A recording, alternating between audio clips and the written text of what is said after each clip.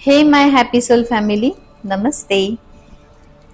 चैत्र पूर्णिमा 23 अप्रैल, हनुमान जी का जन्मदिन। राम जी की सेवा के लिए ही हनुमान जी का जन्म हुआ था। शक्ति, भक्ति और युक्ति is equal to Hanuman ji. Hanuman ji के पास ये तीनों शक्तियां थी। शक्ति भी थी, भक्ति भी थी और युक्ति भी थी। कैसे, ये आज हम एक कथा से सुनते हैं। चलो। अश्वमेध यज्ञ पूरा होने के बाद पधारे हुए सब राजा महाराजा, किन्नर, यक्ष और ऋषि मुनियों के लिए श्री राम जी ने एक सभा का आयोजन किया था। उसमें नारद मुनि भी उपस्थित थे। अभी नारद जी रहेंगे तो कुछ तो गड़बड़ तो होनी ही थी। तो वहां पधारे हुए एक राजा को नारद जी ने बताया कि कुछ तो भी कानफूसी की उन्होंने। वो राजन सिवाय विश्वामित्र जी के सबके उन्होंने पैर छुए, लेकिन विश्वामित्र जी को प्रणाम करना किया नहीं उन्होंने। तो विश्वामित्र जी कोप गए, उनका कोप हुआ। उसके बाद उन्होंने वो राजन को श्राप दिया,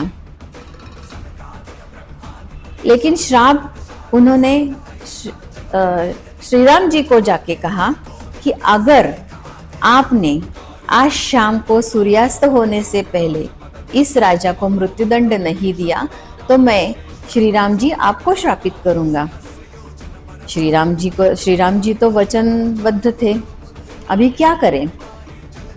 फिर ये बात सुनते ही राजन जी के पैर के तले जमीन फिसल गई। फिर वो राजन दौड़ते भागते अंजनी माता के पास चले गए। अंजनी माता को उन्होंने बताया जो कुछ वहां हुआ सभा में, वो अंजनी माता को बताया, लेकिन उन्होंने आधा ही सच बताया। अंजनी माता माता ही थी, तो उन्होंने क्या, तुरंत अपने बेटे हनुमान जी को आज्ञा दी कि इस राजन का आपको प्रोटेक्शन देना है। ठीक है, हनुमान जी ने भी माता की सुन ली और उनको सहायता करने की ठान ली। राजन एकदम आश्वस्त हो गए कि अभी तो मेरा बेड़ा पार लग गया। लेकिन अभी हनुमान जी को समझ में आया कि इसमें राजा राम भी इन्वॉल्व है। फिर उन्होंने क्या किया, वो राजन को शरयू के तट पर जाके राम नाम जप का आदेश दिया। तो राजन ने उनका सुना और शरयू के तट पर जाके उन्होंने राम नाम जप का राम नाम जप चालू किया। राजन को ढूंढते ढूंढते शरयू तट तक पहुंच गए।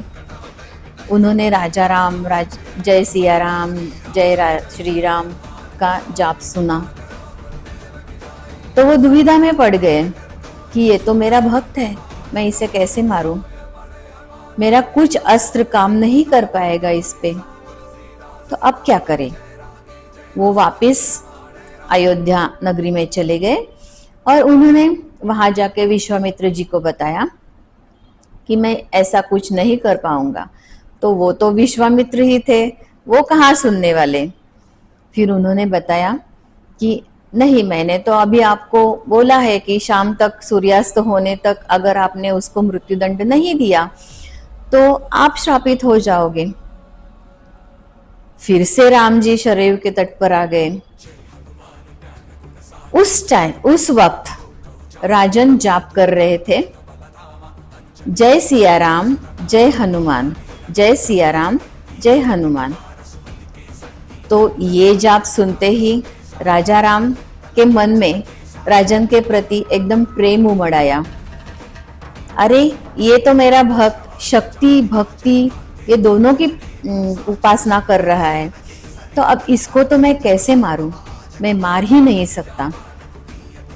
फिर वशिष्ठ मुनि जो थे वो राम जी की सहायता के लिए आ गए यहाँ राम जी दुविधा में, वहाँ राजन दुविधा में, वहाँ हनुमान जी दुविधा में, तीनों जन दुविधा में थे।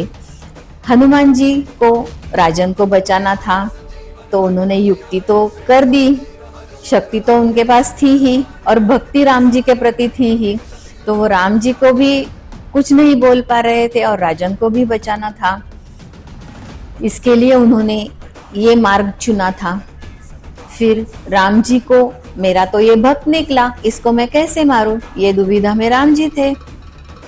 तो वशिष्ठ मुनि ने जाके विश्वामित्र जी से बात किया और उन्होंने बोला कि राम जी को तो आपने बताया, लेकिन एक भक्त का वो ऐसा नहीं कर सकते, एक भक्त के साथ, वो इतना अच्छा भक्त है तो उसके साथ वो कुछ नहीं कर पाएंगे, उसका शस्त्र अस्त्र कुछ भी उनके ऊपर काम नहीं कर पाएगा, राजन के ऊपर।